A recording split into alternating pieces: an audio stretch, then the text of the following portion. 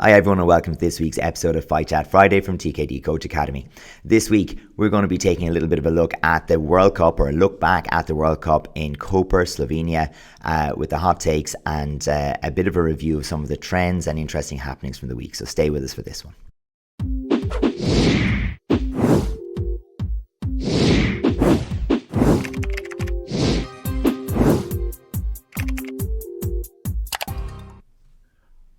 Everybody, welcome back to Fight Chat Friday. So I know we did say that we would do a color belt video this week, but of course it would be very silly of us to skip the review straight off the bat. So let's get the review done first this week, and then we're going to get stuck into some topics that came up from the World Cup.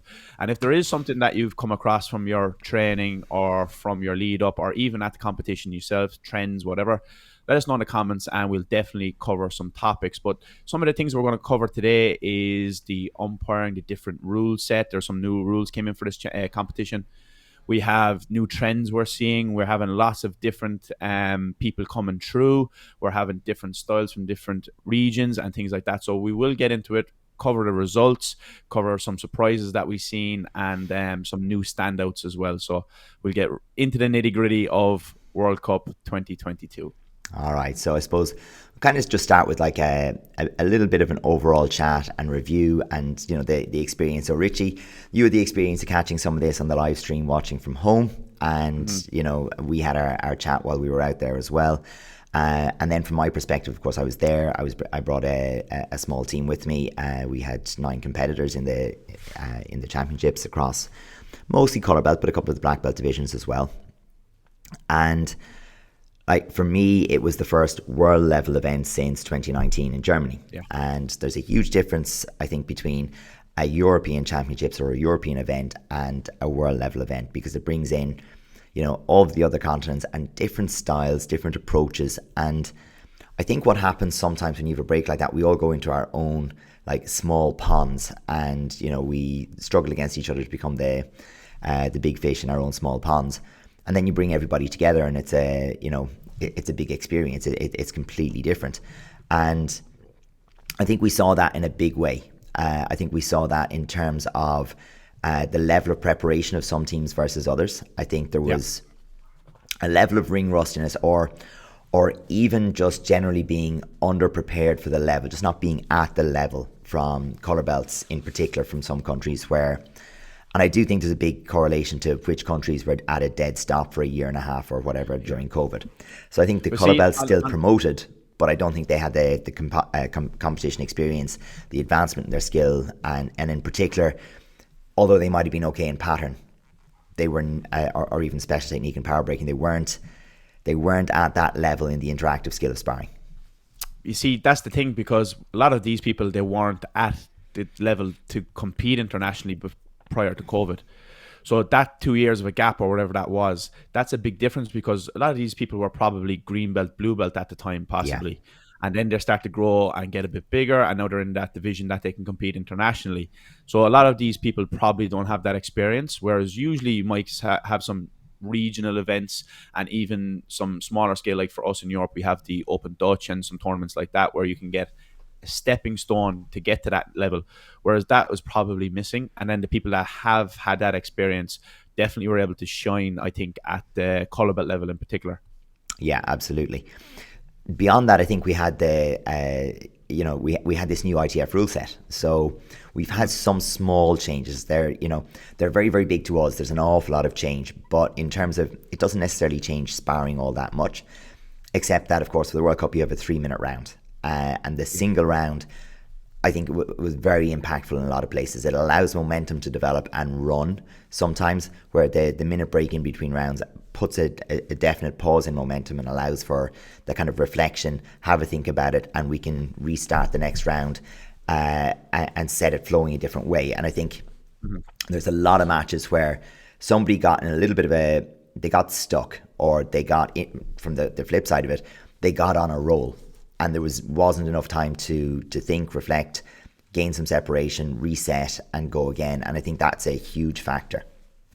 Yeah, I think that definitely suits the fighters who are kind of that more flowy style, the people who are a little bit more eccentric with their movements and things like that, who are unpredictable because they have that continuous flow. They don't have that minute then for the opponent to settle down, have a conversation with the coach for that minute and reflect on maybe a strategy for round two. So I think there was a lot of fighters who have that like less intense style, more kind of cerebral, kind of that their mentality and their strategy. For those people, I don't think it works out as well. Whereas the high level guys, very intense, very in your face, even the pressure fighters, the high bouncing, the high testing, you see a lot of those fighters coming through and getting some good results as well. So I think that then kind of goes back to what we spoke about earlier, the people who are training in stables, who are like training multiple times each day, never mind say each week, compared to those who are getting maybe 3 or 4 sessions a week. I think that really shines through in those particular rule sets. Now, like for the overall development and the overall picture of ITF, what do you think works better for that as a spectacle? The 3 minutes or the 2-2s? What's better as a spectacle? Yeah, do you know what though? I still think the 2-2s, it allows for that moment of like, okay, we've seen what the first offering is. Now let's see what we can bring to play in terms of strategy. And so I think what you get is you get a lot of the same in 3 minutes. Whereas I think when you have the 2-minute rounds, you do get that chance for that change in the flow of a match. It's like the effect you have in football if you have a score just before or just after halftime. I think it allows for that effect that, everything is a particular way and then something upsets the cart just before the halftime break. And then there's the opportunity to do that again at the end. Whereas with the 3 minutes, it really is about who gets the lead and can they maintain it and does it get flipped in the last 20 seconds kind of a thing. I found people were less good at monitoring their warnings as well. Okay. So I think people were letting themselves get into a slide where all of a sudden in 3 minutes they had 6 and 7 warnings, where they might not typically concede 6 warnings in 2-minute rounds. But just that moment to think, it forced them like, oh, well, okay, while I'm trying to figure this out and I want to see the board, I'm going to get myself out and moving. And then they found themselves on the edge. So I think there was a little bit of that as well. Yeah, I do think that from a spectacle point of view on the live stream, I found myself way more engaged with the 3 minute round, because there's some matches where the intensity is a bit lower in the 2-2s because people maybe not correctly think that they have more time on their hands to make a move and to figure out solutions. So I think that it was a bit more action packed in the 3 minutes. Although usually you think, okay, 1 3-minute round, you have more time in one round that you can kind of like gradually get into the match and build.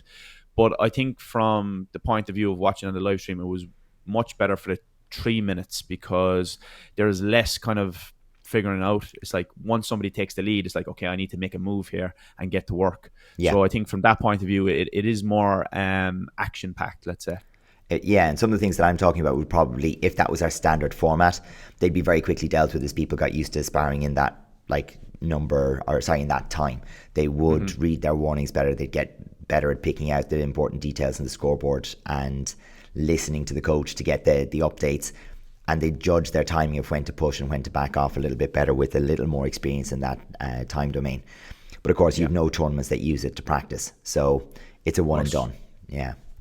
So maybe a little bit of, maybe a bit of consideration in terms of the umpiring, because it kind of ties into this as well, that we saw, and we will talk about this in just a moment, that there was a big inconsistency in the stoppage times where, we had some warnings running for quite a long time, some being really quite quick and prompt, and some umpires were being tested. There were new centres that we wouldn't usually see, including new European centres who were being given a first go at a World Cup level.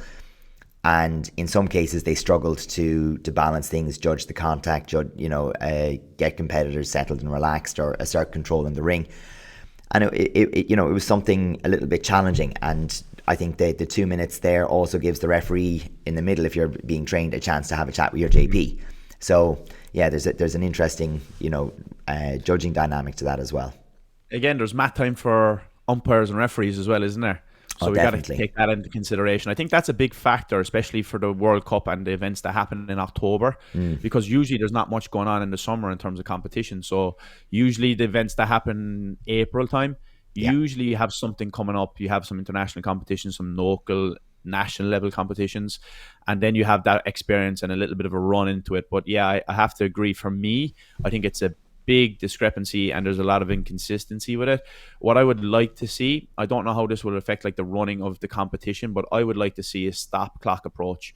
Yeah. When there's no action, clock is stopped, because there are some cases where it takes maybe 10 to 15 seconds to give a warning, and like that's probably not enough for us. The problem because is the especially inconsistency of it and Yeah. the timing of it. So not every warning stoppage is equal in terms of its importance. True. If the match is level, there's not much going on, both competitors can probably shrug it off. But if you're the one chasing, then you want that to restart. If you're the one that's being chased, you want to run that clock. So both parties have an incentive to play the warning. And if we have a look at an example here, and again, the two examples I picked both happen to come from Ring 5 simply because it's one that we get a good view from the camera. It's so the best live stream, yeah. It's the best live stream. So this one, center ring, were the best ones. But as we watch this, okay, we have a little something happens. Okay, so now the clock is running. And we have this crossing over. And we have a foul given. And then we have to adjust position and we go. Now, it's not a particularly slow one, but there's a definite case where blue at this point in time is leading. And it suits blue to slow down and cross over and wait, and the foul then helps. So, we have that kind of situation that develops. And this one is a longer one. This is team sparring. There's you've the pressure of the teams and everything matters, quite a bit. And there's only 2 minutes in the clock in total. And, the huge delay on this benefits the person who's happiest with the game state the way it is. And not even for the particular match, but for the flags. For the flags. And which is also only 2 minutes. Yeah. And the issue that we have with this, of course, is that as a competitor, if you know the referee is letting the clock run, if you're the one that's that needs the clock to run, you can go for a little wander, fix your belts, stand a bit close, not react to the first signal. There's room for gaming it. Whereas if the clock was stopped, there's just no point in gaming it. Yeah. I have to agree. I would love to see the minute the person who is working the system on the table, once the match stops and there's a hecho called, that's it. The time stops until CJAC commences, and that's the way I would like to see it go, to be honest. And just from the point of view of anyone watching, this is a 12-second video clip. So when you've only got 120 seconds, a tenth of this match is spent in issuing that one warning. So and there wasn't just one warning either. Well, that's the thing. There wasn't just one warning in the whole match. Yeah, absolutely. Yeah. But to spend a tenth of a match issuing the warning is unfortunate. And not selecting it or picking on that particular referee, it just happens to be that camera's best. But this was something that we saw fairly much as an issue across all of the rings from some of the referee. An awful lot of step back, an awful lot of calm down, stop bouncing. Things that are like, how relevant is this? Not necessary. Just, it's not necessary. Get back on. And in particular with a nothing happened, where no one is going to get a warning, that should be restarted as quick as possible. You want to kind of get that going. So, yeah, there's just a thing of if the time is stopped, nobody gains an advantage, carry it on. But we also had, from an umpiring point of view, a change to the pattern rules where each competitor would perform individually. And spoke to a lot of people over there. No one I spoke to loves it from a spectator point of view. Okay. A lot of coaches did actually, believe it or not, seem to be happier with it. Now I hate it, just on record. I conducted a survey on behalf of the coaches committee and gave feedback to the board of directors and to the umpire committee and the tournament committee. And the feedback from the coaches that were surveyed was, we want to do one by one. We want to see it gone that way. And I couldn't believe that it came in, because it's the last thing that I'd want to see. But so be it. It's gone on, and now it's being trialled. Some of the coaches were very happy with it, particularly the South American coaches that I spoke to, quite happy with it. And even some based on what? Feel it's fairer. They feel that it's fairer, and that the results were more erratic when you were having two people on the ring side by side, that it was a bit erratic. But to be honest, I don't know if you can kind of measure that or see, without actually recording scores and so on. Very time consuming, obviously, because you're doubling the amount of time it takes to run the division, which makes it, a little tougher to watch from that point of view as well. I found myself zoning out, routinely during it. It was strange. But the referees are much happier in terms of them doing the job that they're being asked to do. Of course. So, maybe that's something that will stay. But what I did find really interesting when I was watching our colour bells perform is that maybe having designated pattern, or maybe between a smaller set of patterns and John D up to the current grade, might be a very nice way to kind of incidentally push the standard at home, where you can't have people preparing only one pattern turning up to a tournament. They're actually going to have to prepare 4 or 5, whatever it happens to be at their grade. I think that might be no bad thing, Yeah, I wouldn't agree with or disagree with that. Sorry. Yeah, I think that's a good idea, really. Other things that came up on the umpiring and rules side of things was the whole minus point disqualification concussion policy again. Sure. We had a clip sent in from Finland, so we seen an entry here, which I don't really agree with this particular minus point. I think it was a nice clean entry. For me, this is effectively a minus point for a jab. Yeah, which, I like, maybe it's the angle we're at, but for me, I can't see anything really that would warrant the minus point here. And then we see a bigger hit towards the end of this match, which results in a DQ due to the concussion policy of somebody not being able to continue. Now, for me, that's another very clear, clean hit. And we see it in some other clips that we have today lined up based on trends and styles that we see, that shot has been thrown multiple times and is very clean and clear and actually gets 4 flags in another match. So it's very interesting how one shot, which deems to be quite similar, can be a DQ on one side, and then on the other side it's a clear, nice hit, great score, put that on the board. So I think and again, what we spoke about with the time is consistency, and I think that's the important point here, because competitors train very, very hard for this, spend a lot of money to travel, to compete, to prepare, and then when they go, and a lot of the time unfairly are losing out from going to the next round, it's probably not the best for people looking to continue in the sport long term. And one of the difficulties of this judgment of contact is that sometimes what you're judging isn't actually how much power was put into the shot or how much the shot was held. It's what the effect of it was. And the effect is based on a couple of things. It's like, so you could be very unlucky. So if I hold my head steady and you punch me in the nose, my nose may break.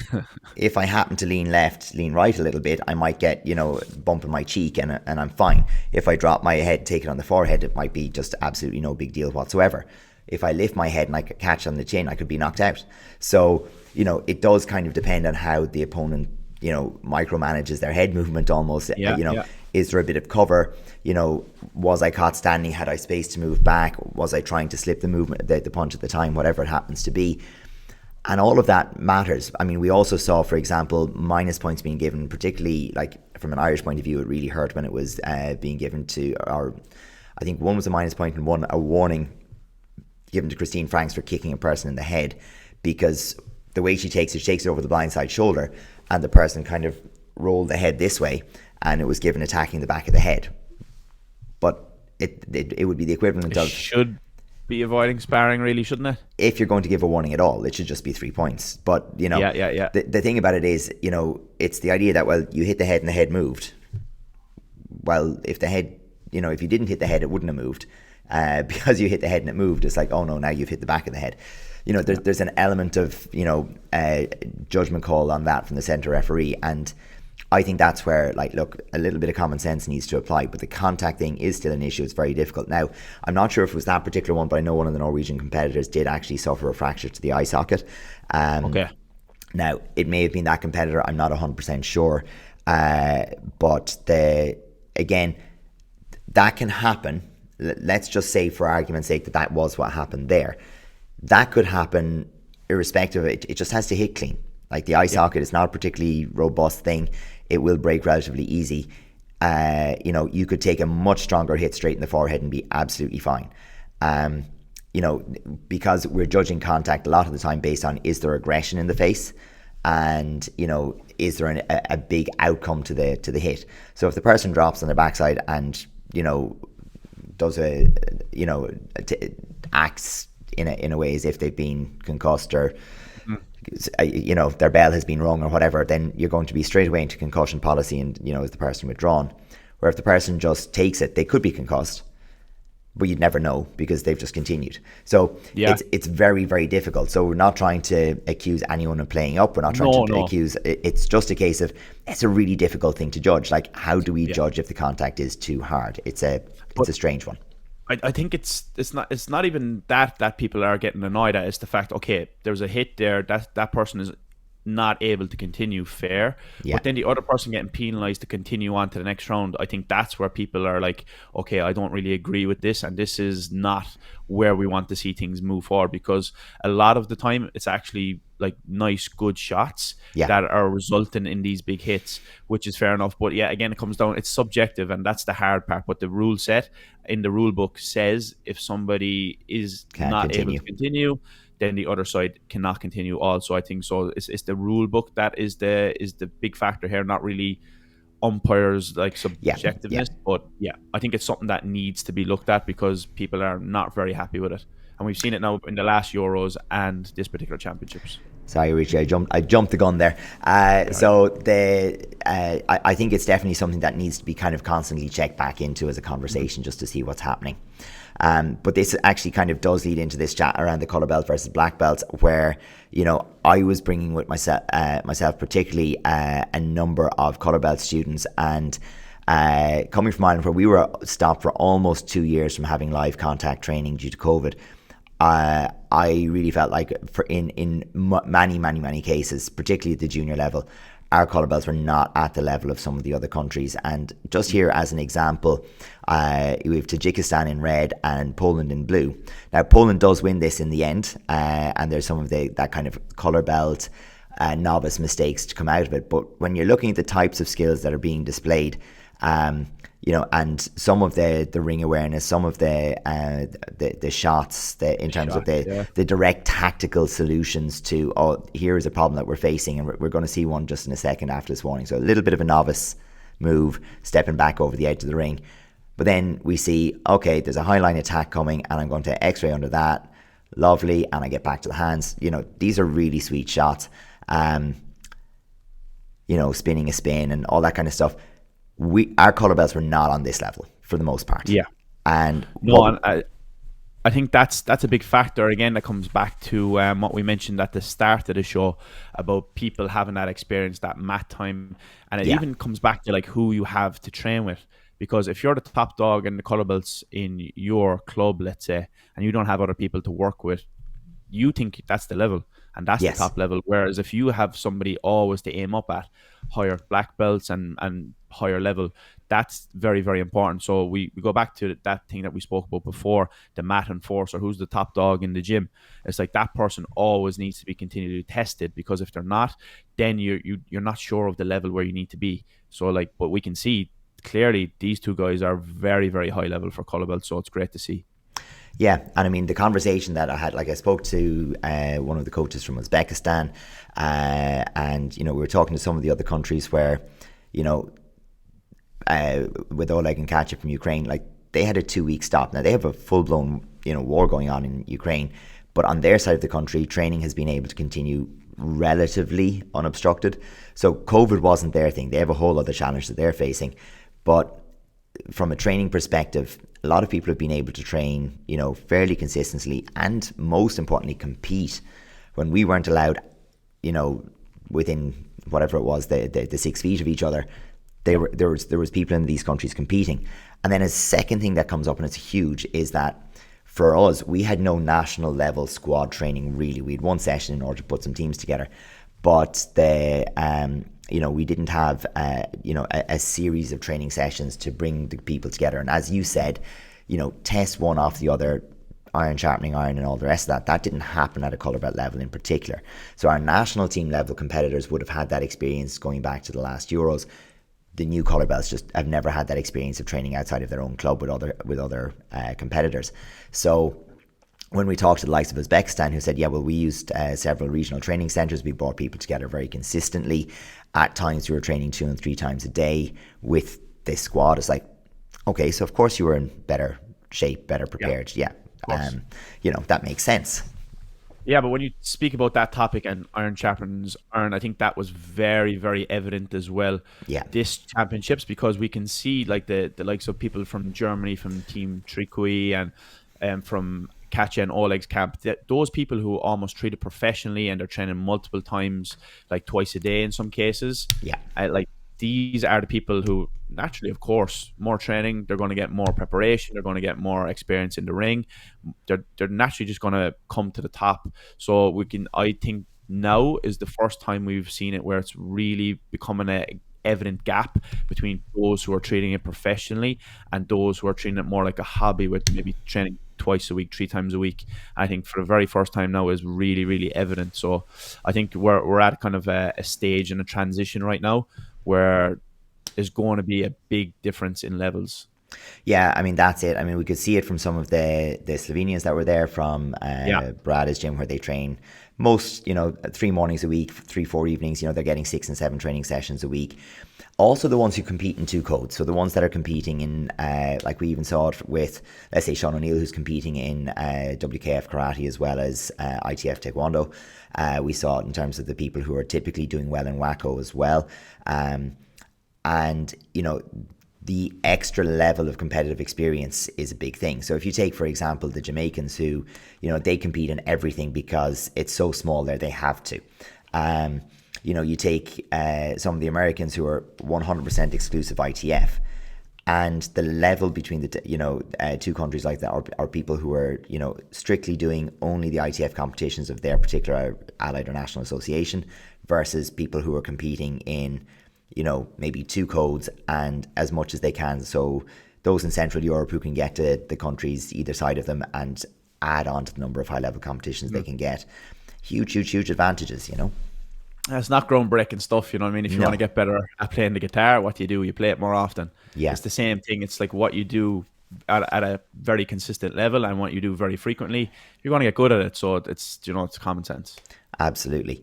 But I see that as one of the trends that's developing, that we're starting to see a big differentiation between the clubs, the individuals who can commit more to specific training at this high level and to the specialization of it. So, these are, you take even Ariela Figueroa or people like that in pattern, same with Sylvia Farigu and so on, where they put in that time on their specific discipline as well. So it's not just that they are training or that they're going to the gym or they go for a run or whatever they do. It's the specificity and then the opportunity to put it into practice in competition. It's a big deal as well. So I think that was one of the things that came through as a trend. We usually struggle with that specificity word. We try. A couple of times we messed that up. Yeah. But yeah, I think in terms of trends, when we look at technical trends and strategic trends, especially in sparring, I think that we are really going back to the front leg game again, where it's very much high intensity, high speed. Front leg needs to be sharp, front hand needs to be sharp, and then we're seeing the backhand come in, especially with the reverse punch a lot. But then we see some other trends, particularly with the South Americans, which this is nothing new. This is what they've always been doing. Yes. Working from that back leg turning kick, the Dulya Chagi. And then you've noticed from your experience last week that also reflects on the scoreboard and how different judges see the contest and what they see as scoring shots. Yeah, and to be really clear, this isn't a suggestion of bias. This is just a suggestion that, when it comes to European referees, they're used to seeing a particular style, out of the competitors. And you get reward for the blitz. You get reward for a clean, side kick in the hip or whatever it happens to be. And we know what kind of scores we're going to expect to see and from how many scorecards. And what I was surprised with, and we watched this quite a little bit, is, I mean, maybe this kind of branches into our thing on regional differences. When we look at some of the scoring that was given, we'll look at this one again, and Ukraine throws a backhand punch and comes through, and there's a bit of a turning kick at the end. Now, what we see out of that one is 4 judges give the backhand punch. Okay, and from this angle, I can't see it land. Now, I'm not questioning whether or not it landed. I was actually to the right of this when this happened. I'm pretty sure that landed, if not in the head, then on the chest. But either way, it's 1 point, right? The bigger question is, how the hell did the other judges see it? If all four score that, then that's not really how it should be scored. No, exactly. So there's no way that all four judges could give that one. And Based one on of the the judges angle. gives the turning kick, which I think is perfectly okay. If that turning kick lands, and I can't see from this angle whether or not it lands. But if that turning kick lands and one judge gives it, that's exactly what you'd expect. But we're going with, okay, he jumped the leg. No one has given the side kick. And then he's jumped the leg and everyone has given the punch. And it's almost like, well, that's what happens when you jump the leg, the punch lands. But did you see it? And there's an element of that you kind of, I think, was clearer at this championships than what we'd expect to see at Europeans, where a shot is thrown and, we're not sure. So again, similar kind of thing here where, and it happens they're both in the same match because I saw it, so it was easier to pick it out. Ukraine has come forward and, to my reckoning of this, scores his blitz. He gets the first point on the blitz. Yeah. Then there's a very clear left hook there from Jamie in blue as well. Yeah. No, we're going to be called out for bias here. Jamie is Adrian's student, and he's from Ireland, a good friend of mine. Absolutely but biased. He does whack in that left hand pretty well. But I think that goes back to the initial point we made. For me, the trends and the current level of ITF sparring is entry shots, which we see the left hand, front hand blitz, like I mentioned earlier, front hand stuff, front leg stuff, and the exits, which we seen in the last clip, was exiting with a turning kick to the body. But then Jamie gets no return here for a nice little, a nice slip hook with the left, and he's having a nice exchange on the defensive side too. So I think that is a big thing. Right now, we're seeing the people who are getting a big return and nice value from very clear differentiators on entry shots into contact, and then exit shots coming out of contact as well. We're not seeing too much of a return for the little play in the middle. So that little bit of an interaction when we're both throwing shots. And again, I didn't have the time, I suppose, to dig out the clips, and some of them happened on the rings where the live streaming had 3 rings in it, but where we had Martin Gadea, Mateus Bustamante, for Sanchez, and other Argentinians in particular, but also some Chileans. As you said, with that angle turning kick, or with the turning kick while laying back and getting under the leg, or even with the with right plays right, we'll say, and red goes high and blue goes low, and take the turning kick onto the back hip. We were seeing 2 and 3 judges giving that score. And it's not arguing that it's not a score. It's saying in Europe, there's no way you kick the hip under the leg and get 2 to 3 flags on it. It just doesn't usually happen. Based on the angle, though, you shouldn't. If you think about it, it's half of the body. You shouldn't really see it, but there's a good smack. And it's you're almost more likely to score it if you hit the glove. And there's a good example of that, I think, with Thomas in team sparring, where we got that. And, there's a few where we're looking at it. And this isn't an only against Ireland. It just happens to watch more matches where there's Irish people in them. Yeah, of course, when I'm there anyway. But I'm sure we'll find as we start looking back over some of these fights, but you can see a good thud against a glove get 3 scores. And it's almost because the smack off the glove makes it louder. And, so again, it's a little bit different. So what I would say as a thing from the World Cup was the scoring was more free, and was almost what we do in some of the constraints, where it's look, if the shot is the right call and it makes contact, even if it's the glove, the shoulder, whatever, just give it so that we can move on and learn from it, because the decision making was more important. In this case, I think sometimes you run into Europe where they're too almost I couldn't possibly have seen that, even if and you're not getting the scores you expect that the judges should have seen. In this case, I think you're getting scores that you expected the judges shouldn't have seen. So again, not suggesting any one-way bias, and just saying all competitors benefited from that to some degree. It was a different thing. I think that highlights as well, now that the trends and styles for me are really highlighting the importance of footwork and rhythm, because we see now how important entry shots are. And we're not seeing as much of a return from counters in continuation. Direct counters, yes. But in terms of your distance, timing, and your rhythm for entry shots, I think it's very, very important right now. And it's only the big shots like head kicks and things like that we see in transition or in contact that are really getting any return. So I think that is a really big factor moving forward. So then maybe we have a look at some of the results, because we did a prediction video before this went live, and as usual we get called out when we're over there and we're wrong, and you know, all that kind of a thing. But Prove us wrong. That's what it's about, isn't it? Oh yeah, well look, we can be wrong. We're allowed to be wrong. I don't think it bothers us too much to admit that we're fallible. But if we have a look at the female side of things, you know, starting at the -50s, I think one of the first things that we weren't aware of, Izzy withdrew due to just minding her knee really, and her opponent from the first round actually went on and won the whole thing, which is quite interesting. You know, that as a start. A really kind of an interesting one, and Oksana from Ukraine. But for me also in that one, there's a really interesting one where Isabella Maria Banyai from Spain lost to USA to one of Stephen Legros's students. And again, like we said, we were always going to get caught by surprise with some of the But again, we USA. We also mentioned that because we're more familiar with the Europeans, we Yeah. know them a little bit more and know their names and know them coming through rounds. So it's natural for us to maybe say, okay, I kind of recognize this person. So you kind of naturally favor them, because we don't see the international scene too often. The last time, as you said, was 2019 in Germany. So a lot of these people weren't on the scene at the time. 100% true. And we've not met even this Ukrainian lady Oksana before. So again, I don't think we'd have been tipping her to win either. So that one, I suppose, technically for us counts as an upset. But maybe not in the future. So going up into the 55s, we were pretty much bang on this one. We did tip for Sanchez to go a long way on that one. Of course, there was a couple. And Milligros had a cracker there in the final, a great fight. Exactly. And, you know, we weren't sure how Millie would progress and what way her training was going and the rest of it, but she was very, very good and consistent for them in team as well, you know, as it went on. Going up to -60, that one was an easy pick for us, I think. Yeah. And to be quite honest, I don't think she came really close to losing any match along the way. I think she was very dominant. You know, I think so too. Yeah.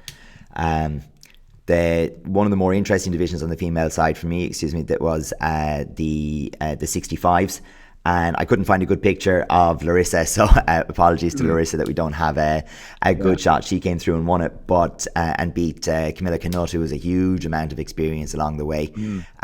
So you know, huge result for her. Do we call that final? No, because we actually thought Mira might come through. And then that was the other big, well, not an upset at all actually, but it was a reversal. So Adelina beat Mira in a 3-1 match there, I think semi-finals. So sorry, in quarter-final actually, I think. So that would have been quarter-final. So yeah, quite an interesting one then. And then Larissa came through that side of the draw, while Camilla came down the top end of it. So I think for me that was a super interesting division, and plenty of talent in there kind of for the future to have a look at. And then Ursa, who we both tipped. We thought Ursa would take the 70s. We were not surprised, and she was very, very good the whole way through. Bit of controversy in the final, but for me, I think that like she did her job. She pressed forward, put the pressure on, and I think that that's what she needed to do. She did what she needed to do.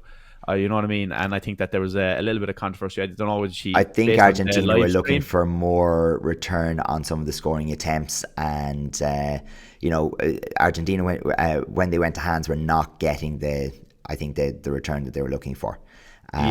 So, and I think that she seemed a little bit maybe like upset at the end, even though winning. But I think for me, it's like you did what you had to do. You know, that's not in your control. So there was a good hug on the podium anyway. I think they you know, they worked it out, so it's all good. It's all good. And then moving up, we had no clue whatsoever for the 75s, and it turned out that Belhuriad from Argentina got to the top of the podium. So it's a name that we're going to have to learn and remember. But we did not have a clue of anyone in that division. And likewise, when we were looking at the 75s, we thought, again, really inexperienced crew, didn't know who'd come out of it. And I wouldn't have necessarily bet on Chantel, no more than I'd have bet on anyone else in that division. I'd have figured that's not, you know, good money to put down. But did very, very well. I think with the new weights as well. Yeah, there's some different people jumping around. So that's it. But going from one where we had absolutely no idea, we were both willing to put a little bit of money on this boy, you know, as we go into the male 57. He's another guy that goes back to what we said earlier, Adrian, about the people who are putting in that shift, who are training consistently, flat out, and really trying to push the pace and bring it to a new level. So hats off to Yazin there. He's putting in a lot of work, it seems, based on what we can see online, and then results speak for themselves on the mats. 100%, and he has little brother coming along after him as well, who won the junior minus 60s. So really strong talent there in the family coming through. Next one was for me one of the bigger upsets of the tournament, actually, when you get into the 63s, and we had Kosolopov from Uzbekistan, who didn't take a handy way to the final and had to go through Ziga and Trikwi to win this one. So that's the European gold medalist and bronze medalist from the last Euros. So this is not a fluke. This lad has skills. He's good. Yeah, he's good. His blitz there in the final against Trikwi as well off the mark was lightning. Yeah. He's a quick guy, and Trikwi is no slouch off that front hand. He's pretty quick. Absolutely not. The amount of people that Trikwi caught with a back fist from standing off the front hand was, it's quite amusing at the time, but like really, really impressive that he could pressure the distance that much. But, we had a little more drama in that one as well, because of course Julio Carlos, who would have been one of the other guys that we tipped, didn't make weight, unfortunately, so he didn't get to contest it. And Danis Trikwi did make final against Kosolopov. So there was some element of this draw going to form, and but this was a complete surprise, because we wouldn't have known this gentleman from before. Yeah, the Uzbeks really stood up this championships. I think their level is really good. Absolutely. Moving up to the 69, so again, new weight class, new division, and we called that first rounder as a bit of a belter. Yeah, and I think so. And it was a good fight. It was a very good one. Yeah, I don't think it got to the heights that we thought it could get to. Yeah, and I think Thomas. Actual battle. Yeah, Thomas kind of stepped up to what you'd like to see from him then in the team sparring as well. He was really, really good. But Martin got past Thomas in the first round and was, he had a very strong run right to the final, where he met our own James Toot, who was on an electric run as well. He had 4-0'd all of his matches up to the final, and a very, very, very, very narrow 2-1 win to Martin Gudea. He's just a wild old fox, isn't he? Do you know what? It came down. There was about 4 occasions where James had pulled him in to try that over the shoulder shot, and normally James, he can rely on getting that to land at least once in the match. And James will concede a few more warnings than you'd like. Being tall and rangy and using distance the way he does concede a few warnings. Yeah. But Gudea managed to avoid putting his head on the end of that kick once in the whole match, and that's what made the big difference on it. I think the warnings, it made it so that the other scores were, not as impactful, and a bit of experience and wile, as you say, whatever you want to call it. Yeah, you have to take your hats off to him, because he won the World Cup 10 years ago in Brighton 2012 as well. So to be still thereabouts at this stage, he's still there. So you know what I mean. He's a solid competitor, and I'm sure we'll get stuck into analysing him in the next couple of weeks on Fight Chat Friday as well. Absolutely. Another division with plenty of stuff to watch, and apologies to Ahmed, that's probably an old picture. Wait, you see the one that Alamin gets that. So these are all stolen off of Sports Data, so be careful what you put into that ITF system. But a belter of division, predictions not thrown out the window a little bit in this one as well. We had backed Nick Dussard to do well, and lost to bronze, I think. Yeah, he got bronze, and I think lost to Zook in the semi. Zook and Alejo had a cracker there at the start. Cracker of a match. Very, very surprised. Shout out to Zook. I didn't tip him to be Alejo. No, but he did really well there to take that win. It was awesome. And then you had Boychuk coming up the other side of it on Ahmed's side as well, and a great match. And I think that was a 2-1 to Ahmed. So a really, really tight fight there as well. So and it's a long time coming, because Ahmed hasn't been on the top of the podium for individuals, so this is a long time coming for him. He showed some great promise in Germany 2019. Yes. And then we're expecting some things from the last Euros, the one in Spain in particular, and he didn't seem to push on. But I think now he's really finding his rhythm, and maybe the new weight divisions as well helps. But there's some good guys in that division, there's some great matches. Magomed and Boychuk had a great match as well, flipped in the last maybe 5 seconds. So some good guys in that division. Excellent. Big brother then, who doesn't look quite like he does now in that photo, but Looking skinny there. wow, 4-0 the whole way through. Like, what can you say? We didn't tip anybody else ahead of him really in the 81s, but some of the people that we had tipped to progress in terms of Sean O'Neill, Anton Hansen, so on, they did move up through the draw. But a final against Chile, who again, hats off to competitor from Chile. We wouldn't have known him. And he was very strong. I think that's the guy who beat Colin in 2019, actually. Gotcha. In the world. So I think you're right. Actually, you're right. Alameen made a little bit of a post on Instagram there. Yeah, I think Alameen, super. You know what I mean? He's probably the top dog right there now at the minute in ITF. So pound for pound, I think he's the one to beat. Yeah, and again, it was an entertaining performance all the way through.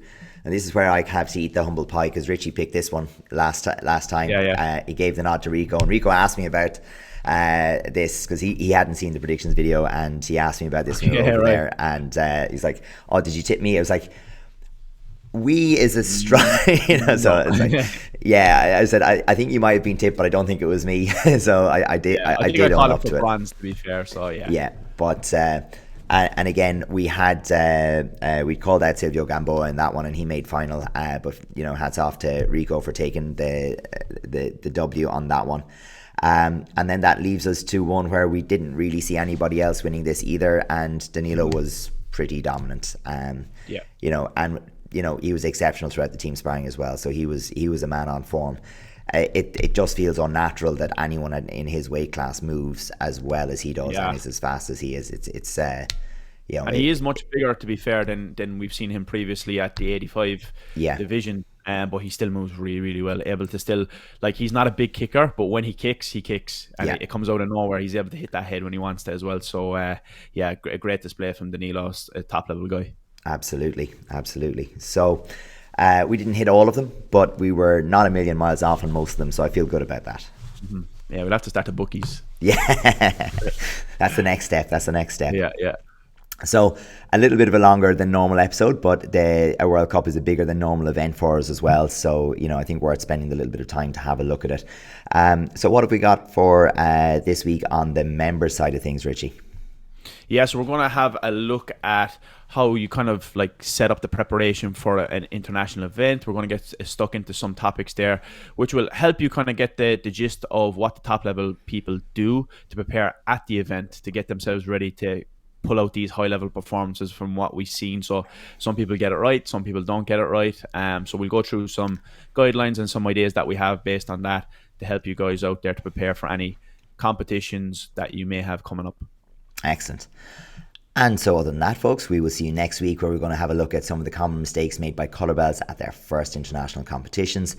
And that will be an exciting episode for us. We have some good clips picked out for that already. So we'll see you next Friday. We'll see you in the next one.